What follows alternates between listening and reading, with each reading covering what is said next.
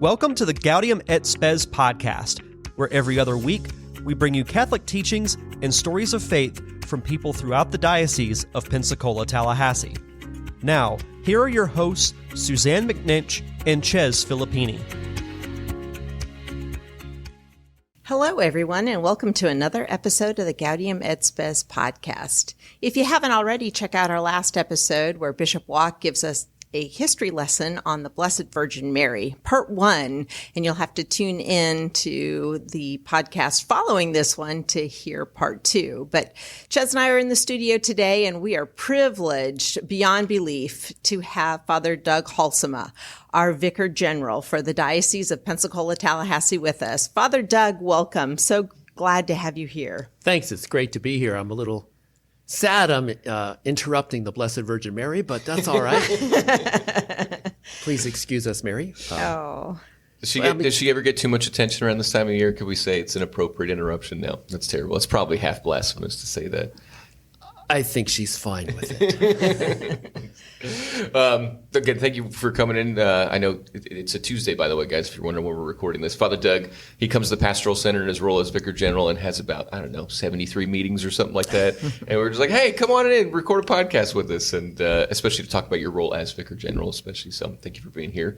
All of our guests, we put through the ringer of the first line from the document we're named after, which is Gaudium et Spes 1, which goes, the joys and the hopes, the griefs and anxieties of the men of this age, especially those who are poor or in any way afflicted. These are the joys and the hopes, the griefs and anxieties of the followers of Christ. So, you got a lot going on. Broad things, small things, joys, hopes, griefs, anxieties. Anything come to mind, Father Doug, these days? Well, certainly a joyful and hopeful time of year, right? Yes. The time we call Advent, looking forward to celebrating the birth of Christ, his incoming into the world, and hopeful as well of how we will be able to birth Christ into the world ourselves. And the whole concept of Advent really built around that, trying to create some quiet room, quiet space in our own minds, hearts, and souls, our very beings, the core of who we are, that we invite Christ there so we can be great examples to the rest of the world of who he is and how he calls us to live. That's how we birth Christ into the world. So both a little joy and hope there, intertwined. Awesome. You're an Advent fan, like our bishop. I don't know if there's ever like a debate, like, am I going to be a Lenten priest or an Advent priest or anything like that? But interesting. I don't know that I ever thought about that too much. I love Christmas, and I love Easter. I think what I like about Christmas, just this whole idea of the light entering the darkness and displacing the darkness. There's no room for darkness in Christ. And as we get closer and closer to the winter solstice, on the 21st, that's the longest night of the year, so the shortest day, the longest period of darkness, we're continuing to celebrate, preparing to celebrate, I should say, the incoming of the light that will shatter all that darkness. Love it. Oh, yep. Suzanne, what do you got going on? Well, I'm excited because I got both kids home from college. Hey, so I got a full household again and lots of activity going around. So there's baking, there's Christmas present buying, wrapping, all those decorating, those kind of fun things. Getting ready here to schedule my annual girls' Christmas movie watching night. So my sister and her daughter and myself and my daughter all get together annually, spend almost 24 hours watching watching movies continuously. So we've got some traditional ones that we like to watch, and then always add in a few new ones here and there. So I don't know. It's just a wonderful time of the year, and like Father Doug was saying, I'm just trying to be more vigilant because that's my word of the year for this year, and so I think it's great. I'd love to get a copy of the movie list. Oh, sure. Yeah. I was about to ask. We know Suzanne, by the way, Father Doug is a big classical movie fan. Yes. So we're looking at, we've got Jimmy Stewart's It's a Wonderful Life. Yes. A Miracle on 34th Street. Yeah, that's a Thanksgiving kind of one. So, yes, that's got to watch it because the Macy's Day Parade is in there. Right. So, yeah. And any other classics that I'm missing here already? Bishop's Wife. Never heard of it. Yeah. I have seen that, yeah. Yeah, that's pretty incredible. Okay. It's one of my favorites. So, fun. Yes. Let's see what else. Just a whole host of them. So now you're putting me on the spot and I can't remember. So no, I mean, I'm trapped in the vortex of well, it's basically the oldest movie we watch in our house for Christmas would be Home Alone, and so we just don't even touch any of those. My wife and I need recommendations for whenever the kids go to bed eventually to watch like a classic Christmas movie. Okay, So. Christmas in Connecticut. There's a lot more that are coming. Barbara Stanwyck, she's incredible. So anyway. I like that. It's fun. Well, speaking of Christmas stuff, a fun thing, a joyful thing, which can be sometimes a great anxiety producer, Christmas card photos. We just did our photo shoot. It was so funny in so many ways. We went to, if you're familiar with the Pensacola area, you go down to Pensacola Beach, go past Portofino complex there. It becomes, what is that? That's like a preserve, right? That there's no development or anything like that between there and Navarre, so just pristine. So we pulled into a parking lot, and of course the one we chose was the dog park beach out of all things. So there were some remains of the dogs that we had to carefully step over. But then somebody, because the dog park one, made this absolutely incredible Snoopy, about a 6-foot long Snoopy out of sand. Yeah. It was the most amazing sandcastle I've ever seen. So that formed our comical backdrop for some of our Christmas photos. We have an amazing photo of Gabriel, 2-year-old now, who's on the ground crying out in pain, reaching for his mother behind the Snoopy, gigantic Snoopy sleeping behind him. So just very funny. It's a great day out there. And instead of it being annoying, it was a super fun family occasion. So hooray. Christmas cards are in the mail, people. As long as I have your updated address. Good deal. Great memories, too. Indeed. Yeah. Indeed. Well, we're here today to learn more about Father Doug. So not only is he the Vicar General for the diocese, he's also the pastor of St. Mary Catholic Church over in Fort Walton Beach and St. Mary Catholic School over in Fort Walton Beach as well. So... but Father Doug, a lot of folks in Pensacola know you for all the time you spent at St. Paul. But, tell us a little bit more about yourself. Where did you grow up, and what led you to our diocese to begin with? Well, the short version of the story is I grew up in Miami. I lived there 30-something years, I guess, and worked for... Well, I went to Catholic school, Catholic elementary school and Catholic high school, Christopher Columbus Catholic High School for boys in Miami, and then worked for public supermarkets for an extended period of time. Then I made the leap of faith in starting my own business with one of my brothers. It was a jewelry wholesale business. We sold at trade shows around the country. And then made the next logical step and went to work in the Caribbean for a few years. And then, being Mr. Logical, I decided to go to the seminary. So to make a little bit of sense out of that, I grew up about 2 blocks from a high school seminary. In those days, we still had high school seminaries. And the high school I actually went to is on the same block as this huge block that contains St. Brendan's Elementary School and Parish, St. Brendan's High School. Now, there wasn't a high school there when I went there. Christopher Columbus and the seminary, St. John Vianney, which was a high school seminary at that time.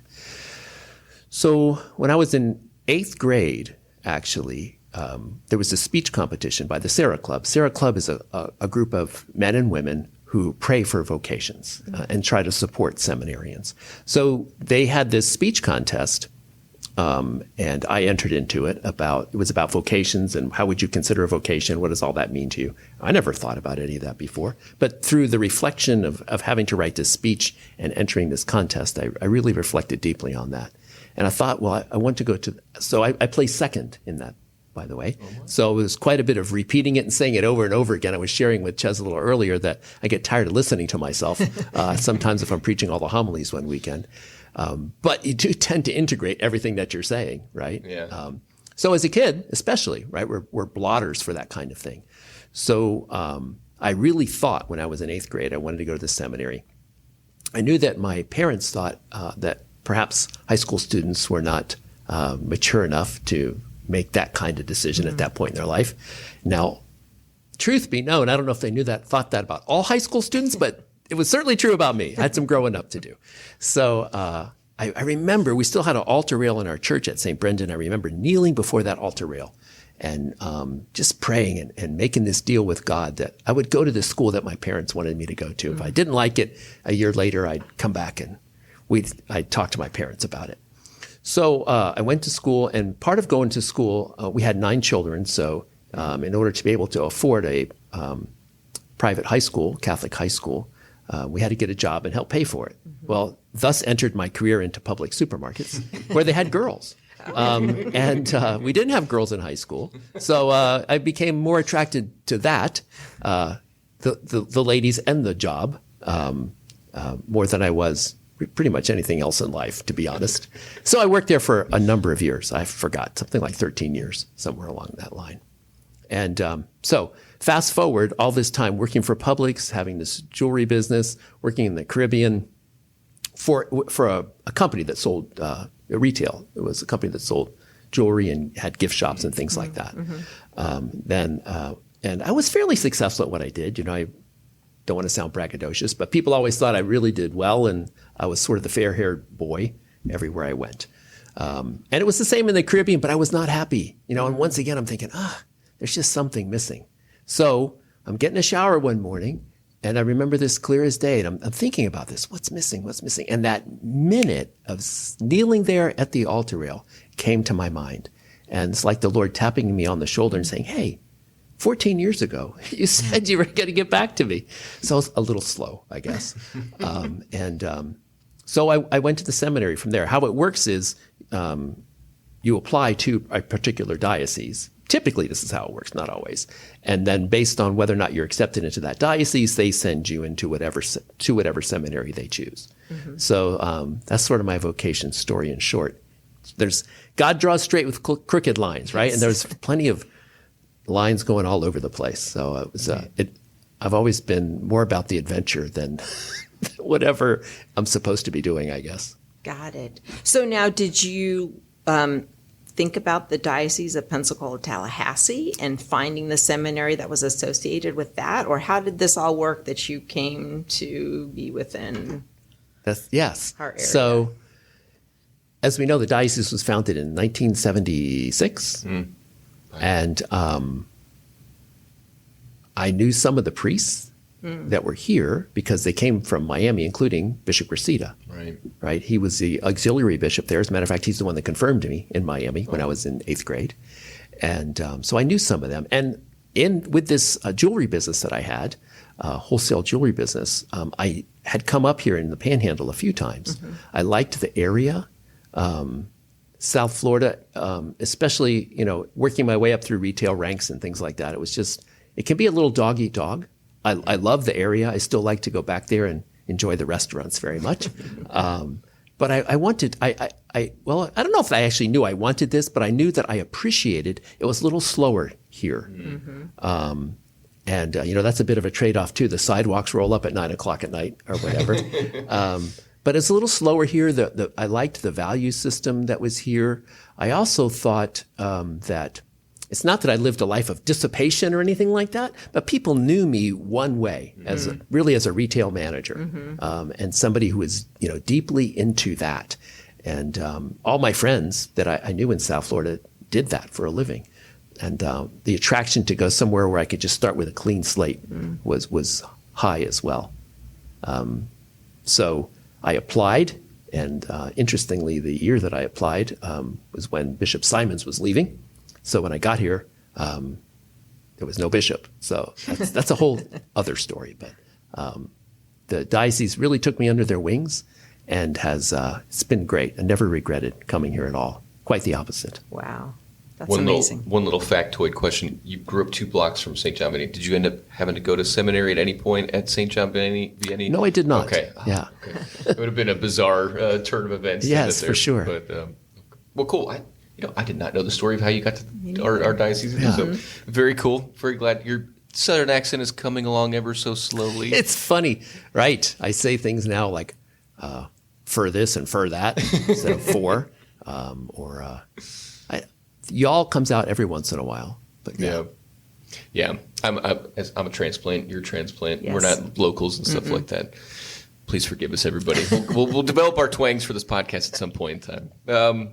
Just as far as your pastoral experience here, you were ordained 1990? 2000. 2000, okay. Easy to remember. There we go, perfect. Turn of the year, the great Jubilee. And St. Paul's was your first stomping grounds? Correct. And ended up being the pastor there, doing a whole bunch of fun stuff. Right. I don't know if you could put your time at St. Paul's into like a 2-minute nutshell or anything like that, but it was great. Yeah. The people were wonderful. It was a wonderful time to be there. A lot of folks wanted to see some things happen and were very clear and articulate about what they wanted to see happen. And I was very fortunate to be part of that and helping them to make it happen. Right. So it was a joy to be there. But, just like everything else in this life anyway, even good things come to an end. Right. And you've been at St. Mary's since It's 2017. 2017. So going on almost 6.5, 7 years? 6.5, I guess, at this point, yeah. Well, we could definitely talk a lot more about pastoral experience stuff, and we kind of will, but we especially wanted, Bishop introduced you to the Pastoral Center some months ago as the new Vicar General. And I think some people around the building are kind of like, what is that exactly? Because we've had Monsignor Hunt, who was our Vicar General for 22 years, and was around here as well. But there's new faces around the area and stuff like that, and maybe people weren't as familiar with like, what the heck is this new Vicar General? Why is there a change or anything? So, can you tell us what is this role that is accompanying your priesthood now? Well, Vicar General is a canonical appointment. Canonical meaning it's something canon law requires, right? And the idea of a vicar is somebody, whatever language you're using, it's somebody, well, not whatever language you're using, whatever context you're using, it's typically somebody that stands in for somebody else. That's right. A parochial vicar, for example, which most people would call the associate pastor in a parish, but the official name is parochial vicar. That means he is assigned to a parish, the parochia, and he is the vicar in the sense, not like the Episcopal Church would use the word vicar, right, which could apply, well, I'm showing my ignorance here, I suppose could apply to any priest. Yeah, it seems like they could be pastors even if they're vicars Correct, or something like right. that. Yeah. A parochial vicar in the Catholic sense stands in for the pastor. So I have a great parochial vicar, for example. So he stands in for the pastor when the pastor is not there or can't be there. And I entrust him to make certain decisions and so forth, especially administrative type decisions, the day-to-day stuff.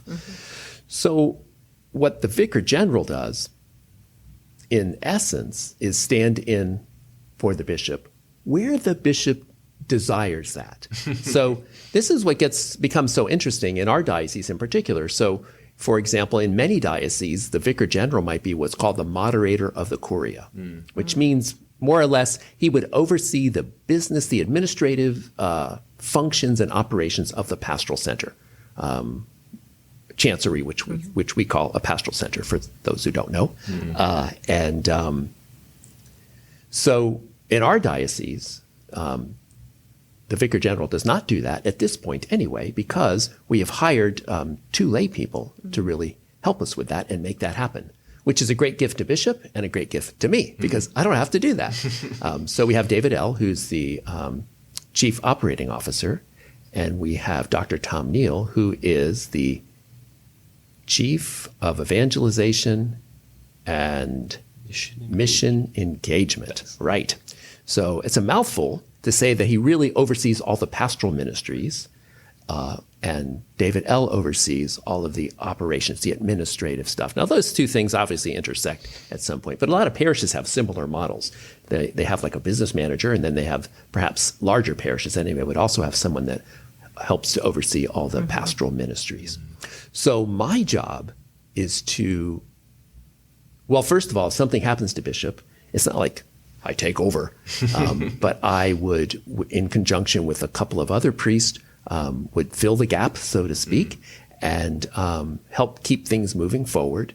We wouldn't make any changing type of decisions, but just help keep things stable and moving forward until somebody else was sent to do that. And then I think my role is to try to help Bishop and David and Dr. Neal with all these various tasks that we have involved in running the pastoral center. And helping them to make that work well. If they have challenges or things that they encounter, in particular when it comes to clergy, that's my job. So part of my job, for example, would be to be a bridge between the pastoral center and decisions and communications that happen here and the rest of what we call the presbyterate, which are all the other priests in the diocese. And to help Bishop on his, what we call the Bishop's Leadership Team, the BLT. And we joke when he's not here, we're just the lettuce and tomato. The real protein and flavor's gone. So we have this executive group called the Bishop's Leadership Team. And part of that is to just help Bishop clearly define his mission and implement his mission across the diocese. Beautiful. Yeah. Now, were you surprised when you got the call from the bishop asking you to take on this particular position? Yes, because I don't think of myself. I don't really see myself that way. And I even said to him, I think you have more confidence in me than I have in myself, and I appreciate that. Or he sees me perhaps in a different way than I see myself. I always see myself as just some guy just trying to do my thing, whatever I've been asked to do. Right. And I happen to wear black with a little white tab here. But yes, I was surprised. Yeah, but I've got to think that a combination of, your background, even before you entered the seminary, in addition to the time you've spent now as ordained priest, all of that combined probably made you the best choice for our diocese in this particular position. And I know we're all thrilled that you're here and that we get to see you at least one day a week. And so we're just happy to have you here with us. I appreciate that. Yeah. There was no campaign, though, on your part. This was not. You guys don't go to priest convocation and do your stump speech or anything like that. No, nothing like that. Yeah, I don't know that anybody was even really thinking about that. Right.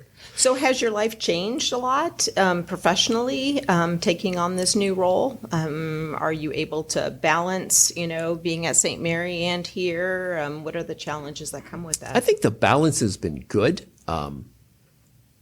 I don't know how to say this in a positive way. I'm a workaholic. I love what I do. I also recognize when I need a break. So just for all the workaholics out there, we all need to recognize when we need a break and make sure we take it. But I just love what I do. And part of the beauty and what I love about it is no 2 days are the same. People ask me, what's your regular schedule like or something like that? That just doesn't exist. And I love that. I'm about the adventure. So a lot of opportunity to do a lot of different things, engage a lot of different people, get to know more people on a deeper level just by coming here. And that's about the only thing I regret about only being here a day a week. And I'd love to spend more time with people here and get to know each other better, because we do all grow from that. As far as, what else did you ask me? No, just the balance Getting less between, sleep.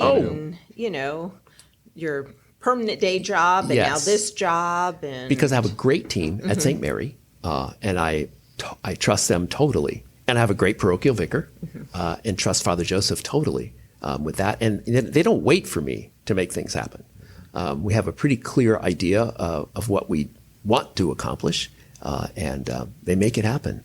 I'm a strong believer of working in teams, and that for a lot of parishes, for example, and maybe even some dioceses within their own chanceries or pastoral centers, that's not a concept that is regularly used. I think it serves us extraordinarily well. First of all, it's a great multiplier. I can only do so much on my own. So if I have people with me as a team that understand what we're trying to accomplish, what's our vision, what is our mission, and can make that happen without me there, with me or without me there, it's a great blessing. Same thing here. Bishop has worked hard to assemble some teams, and as we coalesce and firmly establish our vision and our mission and who and what we are and what we want to be about, we'll see even stronger value of how teams work to implement that here and across the diocese. But so this role of vicar general, it's not been invented in the last 50 years or something like that. the idea of the bishops needing help. You can look at Acts where the apostles are like, we need some deacons to help distribute goods. And then across the first millennium, the church, archdeacons had a very prominent role, Deacon Lawrence, and then vicar general comes around maybe 12th, 11th century. But basically, there's always been a sense that bishops can't do everything on their own. I'm glad you researched all that and didn't ask Oh, me. yeah. Sorry. Yeah, give us the full history, Right. please. Yeah, not that I did either. But just a general sense, the church has always seemed to recognize bishops, they're one man overseeing a vast amount of responsibilities. They can't do everything on their own. And just in your experience, you've been, like you mentioned, Bishop Simons was kind of transitioning out as you entered seminary. So Bishop Smith, Bishop Ricard, Bishop Parks, now Bishop Bill, 4 bishops essentially you've been with. I don't know, not to call them out or anything, but where do bishops need help? Where often their blind spots or where they need assistance kind of seeing for the whole of the diocese? And yeah. You've probably heard this before, just like most pastors, right? A lot of us tend to be strong on the pastoral side and maybe not so much on what we would call the administrative side, or we were strong on the administrative side and maybe need a little help on the pastoral side. So I think Bishop Bill recognizes that his gift is to be out there with the people. And it's what he loves to do. It's what gives him energy. And it's what our people love about him. So we want to support that. We want to help him. He has specific ideas, or I should say, a specific vision and things he wants to focus on. For example, there's his 3 top things would be to encourage, equip, and empower the priests. These aren't in any particular order. And evangelization, sharing the gift of our faith, which is in line with his pastoral letter. And the last one would be structures. We're not talking about building structures, but organizational structures, committees, groups. We have these, for example, the official group of priests is called the Presbyteral Council. Right. We also have what we call deans and deaneries. For those who don't know, a deanery is sort of like akin to county government, right? So the Panhandle, for example, is split between a bunch of counties.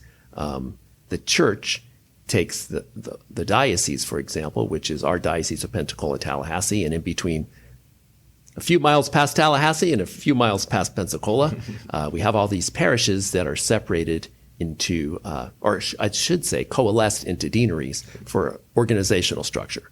There's 4 deaneries in our diocese. So why did I start talking about that? Let's see, deaneries, structures. Oh, right. So Bishop wants to make sure that the structures that we have, the groups of priests that we have in particular, are functioning at a high level and are effective. And guys just don't feel like, and he just does not feel like we're wasting our time going to meetings. Are we really doing something? So, and in order for evangelization to really work, we need that kind of organizational health, that health within our organizational structures. And in order for evangelization to really take off, we need our priests to be on board with that as well, thus equipping, encouraging, and empowering the priest to do that. Beautiful. So taking that, recognizing that's what Bishop wants, we want to give him the time, effort, and energy to do that, and take everything else off of his plate so he doesn't have to do that. Man, there's a lot. There's things that as a pew-sitting Catholic, you just don't really get a sense of. Usually most people, it's like, I go to my parish, they know, like, for example, there's pastoral councils, there's parish staff members and stuff. It's like, yeah, the church kind of takes care of itself. And then you zoom out a little bit more and it's like, oh, there's a lot going on here.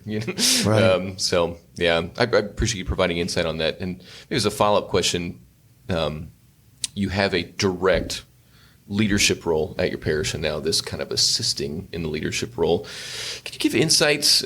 Susanne and I have talked with various guests and about like leadership styles and what does it take to lead people? You've already hinted at teams. I don't know if you've developed a philosophy, a 1-page white paper, the Father Doug playbook or something like that. But how about a 1-sentence white paper? All right, let's do it. Leadership is influence. Nothing more, nothing less. I guess that's 2 sentences. Well, it's influence, comma, nothing more, nothing less. Now, in Catholic parlance, or any religious parlance, I suppose, we might want to say leadership is inspiration. You can substitute that perhaps for influence. It's the ability to influence or inspire people to greatness, aligned with a vision and a mission that we're on fire for and passionate about. And that's what the leader does. There's all kinds of tools and ways of doing that, but ultimately, leadership is influence, period. Exclamation point. Yes. Hot diggity dog. Yeah. So who has influenced or inspired you the most? Is there a particular leader or leaders that you look up to or have? That's a great question. Wow.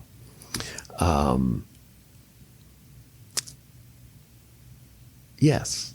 Okay. So, for example, I remember one particular manager that I worked with at public supermarkets. His name was Jim Draves. I think Jim's still living. He was just an inspirational, influential person. I witnessed there as well about how the way he lived that out, and he had these core behaviors, these core values that he lived out, and he instilled in his staff. Now, it was a pretty large operation, about probably 250, 260 employees in that one particular location. That particular store, for example, just emulated these core behaviors and desires. And it all started with him. So people like that, teachers that I've had, you look at Pope John Paul II, and how did he influence the world? Right?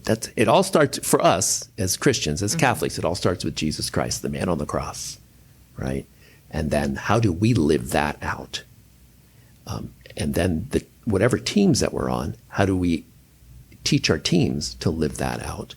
And then there's this cascading trickle-down effect. I've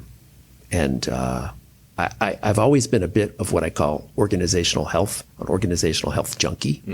I've always really enjoyed leadership training, professional development, and seeing how that can have a lasting value of establishing the type of culture that you want to establish, so that whether, using myself for an example, whether I'm there or not, that whatever the vision and the mission is continues to be seen and accomplished years after I'm gone. That's ultimately what I'm after. Beautiful. I don't want to do a Publix promo here, but I think Publix is, especially for Southern Florida, Central Florida, where I'm from, the Melbourne area and stuff like that.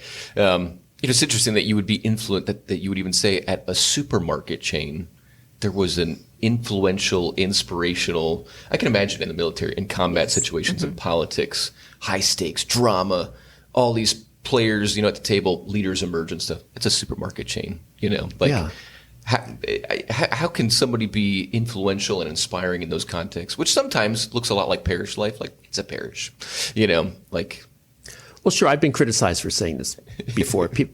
Sometimes people will say, you're too businesslike or something like that. Business is people. Yeah. Business is about people. It's not the bottom line. If you handle people well, the bottom line will certainly demonstrate that. Publix was founded by a group of people that had intrinsically strong Christian core values.